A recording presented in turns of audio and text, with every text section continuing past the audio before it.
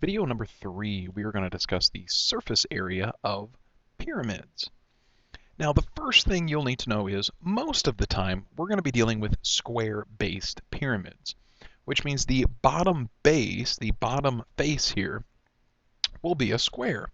But just know that not all the time will pyramids have square bases. Sometimes you could have a pentagonal-based pyramid. You could have a triangular-based pyramid. You can have rectangular based and a hexagonal based. So just know that for the most part, when you see pyramids, typically they're going to be square based, but they don't have to be square based. Now, pyramids have two different kinds of heights. The first kind of height is the height that you would typically associate with a pyramid, and we would call it really the true height. And we're going to represent that with the capital H. Now, capital H is going to represent the height more of a three-dimensional object, in this case, the pyramid. Anytime we use a lowercase h for height, that implies it's more for a two-dimensional shape, like a triangle or a rectangle or square, parallelogram, etc. But three-dimensional heights typically you denote with a capital H. Now, the true height goes from the peak of the pyramid in this case, and it goes down to the base, whatever shape base that is, and it must be perpendicular to it. When we deal with square-based pyramids, typically it'll go down to the center of the base, but it doesn't always have to go to the center of the base. The other type of height is called the slant height. Now, the slant height we're going to represent with a cursive loopy L here. You might go, well, why don't we use S? Well, S kind of looks like a 5, right? We don't want to mix that up, so we go with the next letter down the line, the L. And how come we don't just do a regular L? Well, because it looks like a 1. So we have to go with a loopy L here. Now, the definition of the slant height is it still starts at the peak like the real height, but it stays on the surface of the pyramid. And it really goes down the middle, and there's multiple slant heights here. It goes down the middle of one of our faces down to the middle of this base edge. Okay, so right in the middle of this base edge, that means this piece and this piece are congruent to each other, and it must be perpendicular. Now, will it always be true that these two pieces will be congruent to each other? Not necessarily. Again, in most cases, that will be true. But sometimes we might look at a kind of a weird pyramid where that's not the case. Now, let me just show you real quick here. I could draw a slant height on this side, and as long as it's perpendicular to this base edge, it's okay. And there could be a base edge back here on this side, and it's perpendicular. And there could be a slant height back here that goes down to that base edge. So depending on how many triangles you have going around this pyramid, because there's not always going to be 4, it depends on what shape the bottom base is. That's how many potential slant heights you could be dealing with. And are all slant heights the same? Not necessarily. In a square-based pyramid, yes, all the slant heights will typically be the same. But if we had a different kind of base, we might have multiple slant heights. Now, if we took a pyramid, a square-based pyramid, and we flattened it out, this is what we would get, something that kind of looks like a ninja star. And we would call this representation, a 2D representation of a three-dimensional object, a net. So if I were to cut this out and fold it back together, I would get my pyramid. Now, when we talk about surface area, this is the main thing I want you to understand about surface area.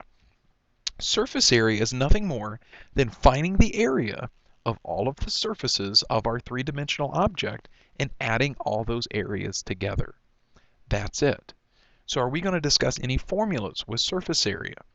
We are not, because all I want you to focus on, again, is find the area of each side and add them all together. That is the surface area.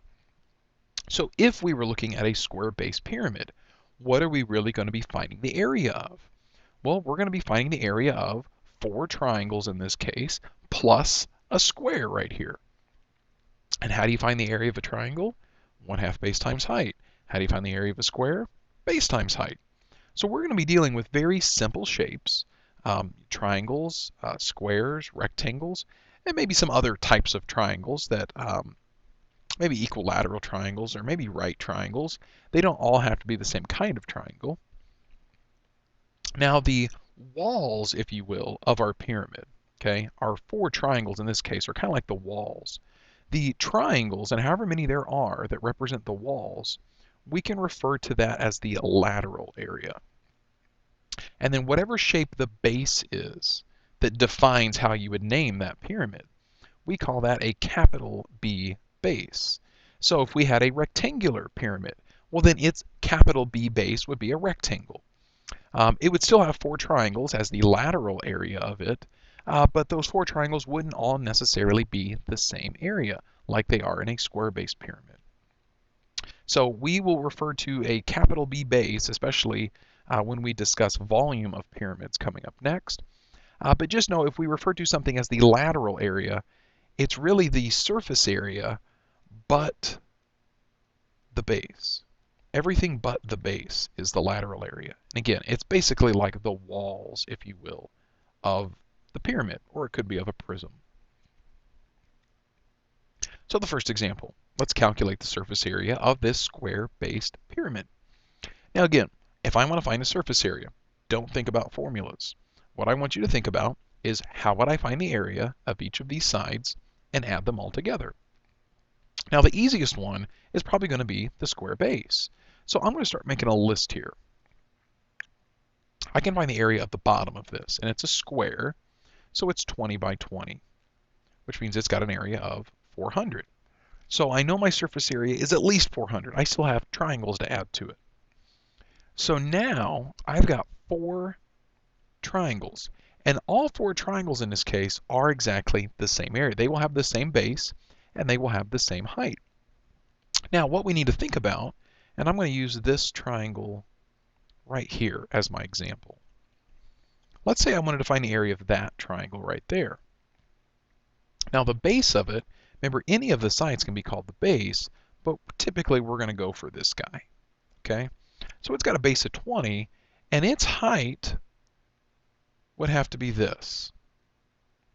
So the height of our triangle is really the slant height of the pyramid. And the 24 is not pointing to the slant height. The 24 is pointing to the real height. So here's the thing. If you're given the wrong kind of height, we were given real height, we need slant height. When we do volume coming up next, we're going to need real height.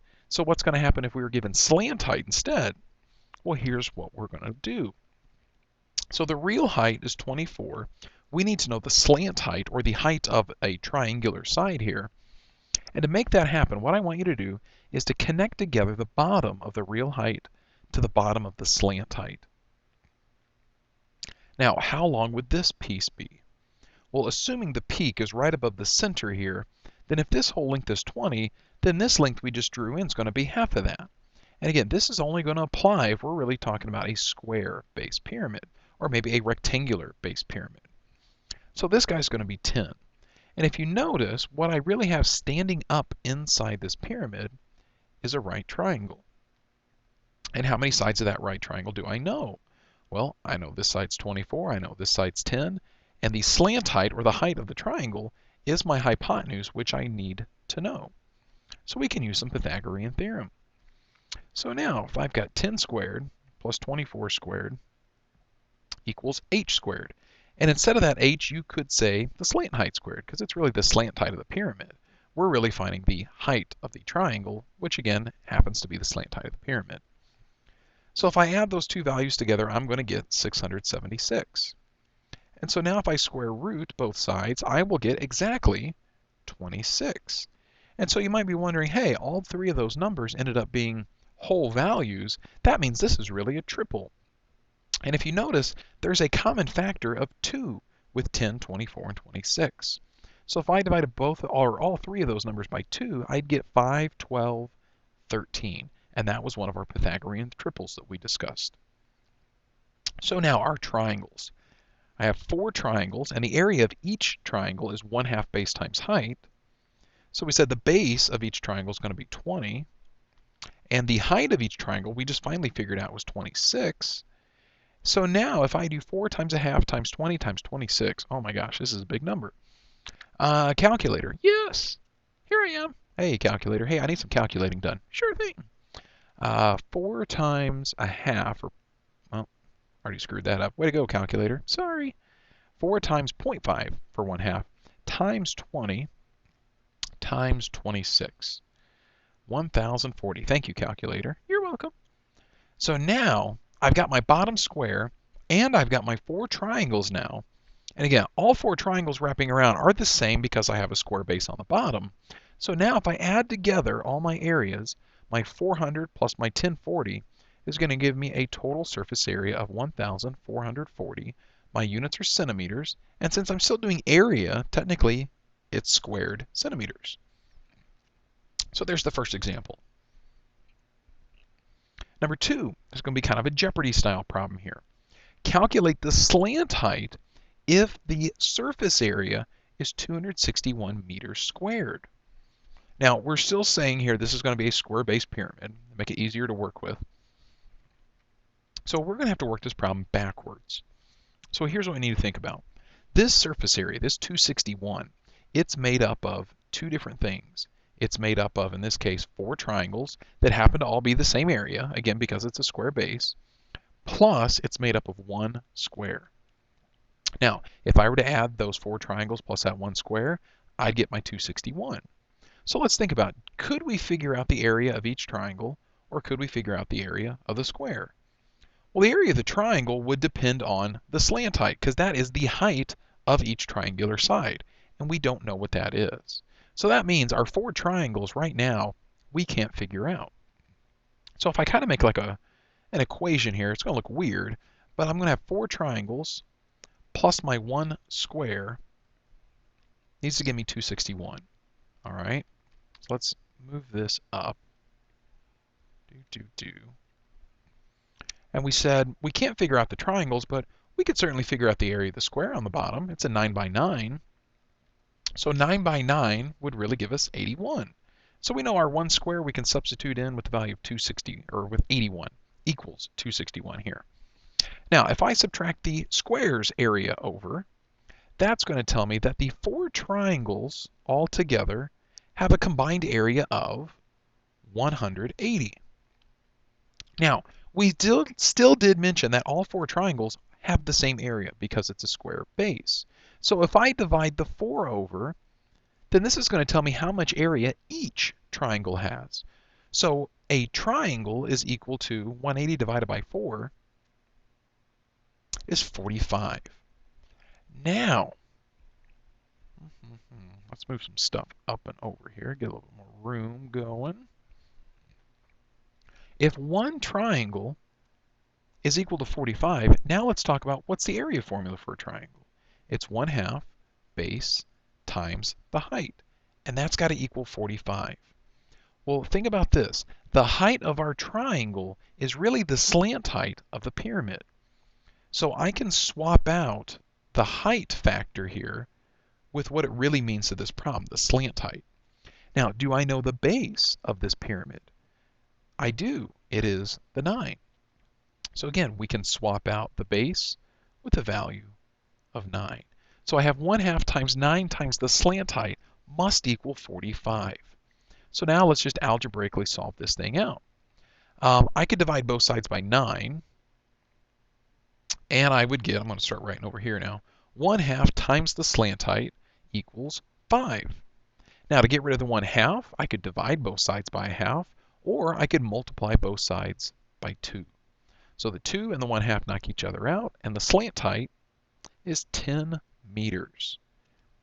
And that's it.